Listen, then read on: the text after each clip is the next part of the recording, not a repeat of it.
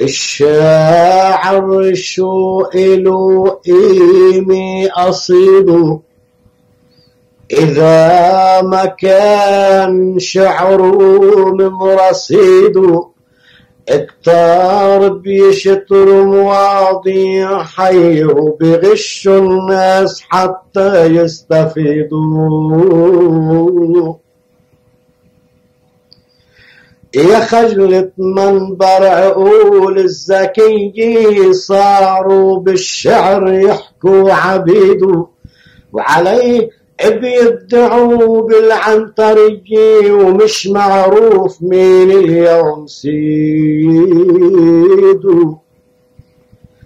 أنا مبلوم جانب هالقضية جمع ثروي ونال اللي بريده، بلوم الناصرين الشاعرية مقصول لسانه قبل ايده. يا زين شعيب يا خزني غنية لكنز موهبك الله يزيدوا بوطننا بكل دولة عربية، سيفك دوم عم يلهب وقيده.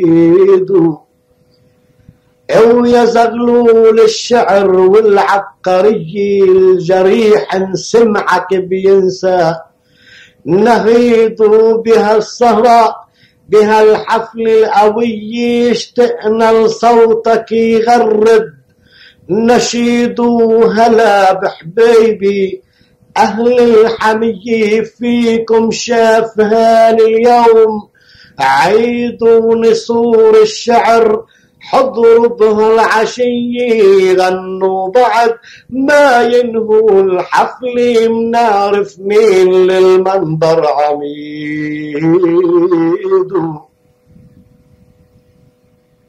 وبعد أن انتهيت من القصيدة قال لي زين شعيب على الميكروفون أمام الجموع: سبع الغابل ما بيهاب وبتخاف العالم منه، لما بيقشع بو إيهاب بيتربع غصب عنه. كانت ردة الزغلول قال لي: بو إيهاب خلقه طالع على العامل شاعر كذاب، ونحن من اليوم وطالع بنحسب له بالشعر حساب. وابتدأت الحفلة والسلام عليكم.